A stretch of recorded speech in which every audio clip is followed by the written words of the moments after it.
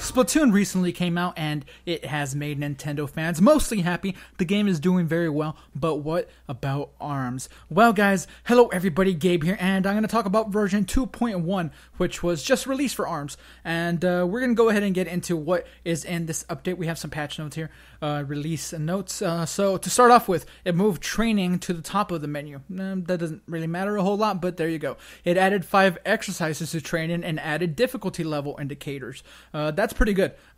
So if you want to get your practice on and you want the difficulty to be a little bit harder since you're now more experienced with the game, since you've had it for a while, this is very good for you.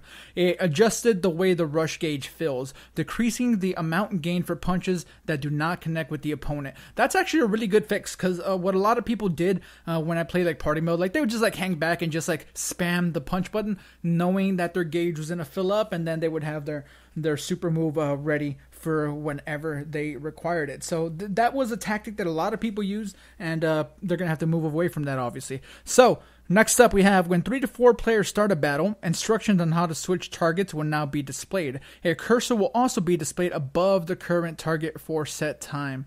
That one is perfect. I love the second part of that one. I don't necessarily care about the start of the battle one, the instructions on how to switch targets. I already know how to do that. But the cursor being displayed above the current target for a little while, that's going to be awesome. That's going to be fantastic, because sometimes when you're playing one-on-one, or even 2-on-2 in party mode, I'll switch targets and I don't necessarily know who I'm targeting because the enemies will be so close to each other. So that's a great fix. After that, it adjusted hitbox sizes for fighters, improving issues where hits were not registered despite looking like hits. So that's a great improvement there as well. Hitboxes working is probably important for a fighting game. It changed the pause results and replay menus in training to be more convenient. Next up, for best stage and stats, it made harder for less frequently played stages to be selected, even if you have a high win ratio on them. So after that, we're going to go with corrected issue that caused the game to hang up with the ending that was skipped at a particular time. So all of these are pretty good changes. A lot of quality of life stuff. The hitbox stuff being improved is great. The targets being displayed now is great. Hey, you're not able to sit in a corner and just punch to fill your rush gauge. That's great as well. After that, though, they did have some more character and weapon-based changes. So for Master Mummy, they increased the dash speed and increased movement speed when jumping. So Master Mummy is now just a little bit quicker. Mechanica, increased movement speed when jumping. I don't know. She was already not quick, but her jumping was already kind of a problem because she hovers and stuff. But regardless, that's what happened. Kid Cobra, adjusted flotation when performing a jump attack. Bite and Bark, trained Bark to get up quicker. That's awesome. That's awesome. He gets up quicker now. He's very easy to knock down, and people just knock him down, and he's just down for a while. And, he does get up, but now he gets up quicker.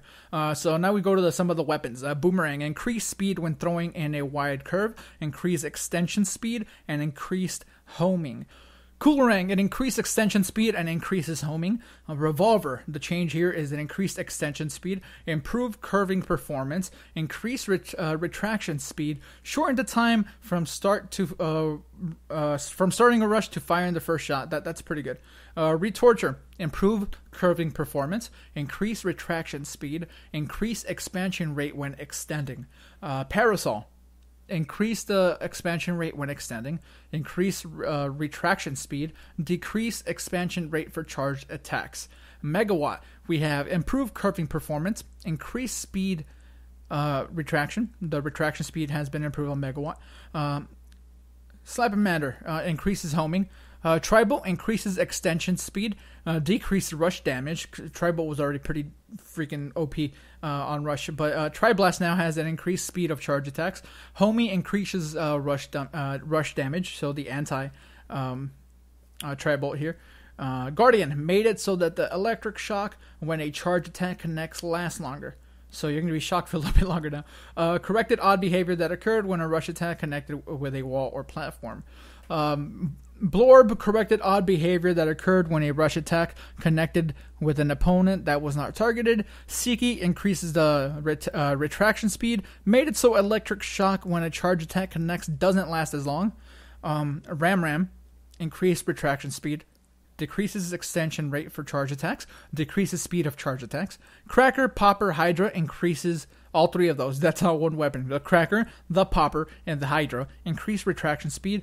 And buff decrease extension speed and decrease expansion rate when extended. So a lot of weapon upgrades here. Hopefully I didn't lose you guys there. Of course, there will be a link in the description for you guys to check the NeoGAF thread where I got all of this from. But cool little changes, man. Some good quality of life stuff. Hopefully you guys are still enjoying ARMS. I still love the game quite a bit. I know ARMS has come and rocked everybody's world a little bit. We all kind of like ARMS except for the multiplayer like weird issues where you can't play Salmon Run, but whatever.